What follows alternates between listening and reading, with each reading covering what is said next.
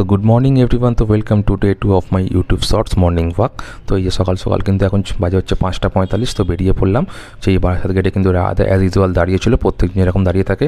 তো আজকে কিন্তু আমাদের সাথে আরেকজন নতুন মেম্বার আছে ওয়াকে যাবে, সে হচ্ছে বুবাইদা। তো দেখো বুবাইদা কিন্তু একটু এগিয়ে, চক্রবর্তী পাড়াটা একটু এগিয়ে দাঁড়িয়েছিল সূর্যকুমার মধ্যে করে ওখানে। তো দেখো আমরা হাঁটতে হাঁটতে যাচ্ছি, যা কিন্তু সূর্যের তেজ কিন্তু অনেক ছিল আজকে, মানে প্রায় বেলা 12টার মতন তেজ ছিল। এই যে বুবাইদা দাঁড়িয়ে আছে অনেকক্ষণ ধরে, তো আমাদের ফোন করেই যাচ্ছিলো। তারপরে আমরা একসাথে হাঁটতে হাঁটতে যাচ্ছি।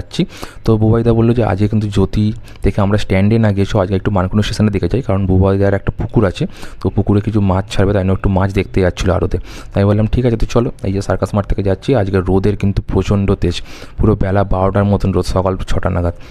তো এই যেতে যেতে এই যেটা হচ্ছে মানকুণ্ডু স্পোর্টিং ক্লাব, সবাই জানো এই মানকুণ্ডু স্পোর্টিং ক্লাব হচ্ছে মানকুণ্ডু স্টেশনে যদি না বোঝো, অক্টোবরের সময় সবার থেকে বড় পুজো এখানেই হয়। আর এই যে হচ্ছে মানকুণ্ডু স্টেশন, সকাল সকাল সবাই অফিসে যাচ্ছে। আর তার পাশেই হচ্ছে মাছের আড়তটা, এই যে মাছের আড়ত, সকাল সকাল কত ভিড় দেখো, সব পাইকারি দোকানদাররা এসছে কিন্তু কিনতে। সব অনেক রকম মাছ, বহু বাটা মাছ, রুই মাছ, কাতলা মাছ, অনেক রকম মাছ ছিল। আমরা জাস্ট একটু মাছ দেখলাম। তো এখানে আমরা মাছ কিন্তু পুকুরে ছাড়ার মতন সেরকম কোনো মাছ এখানে ছিল না।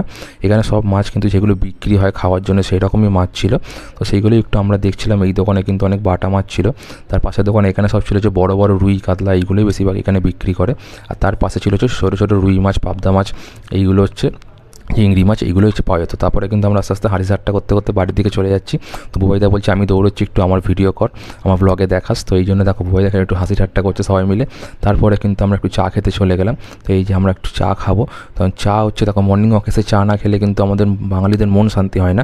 তো সকাল সকাল চা খেয়ে তারপরে আমরা জ্যোতির্মঠ থেকে বুবাইদা চলে গেলো বুবাইদার বাড়ি, কারণ বুবাইদার বাড়ি হচ্ছে সাতঘাটা। তো আমি আর রায়দা চলে আসছি হচ্ছে বারাসাত গেটের দিকে। তো তোমরা জানো বারাসাত গেটে যে লিবার্টি গেট আছে, ওটা কিন্তু অনেক ঐতিহ্য।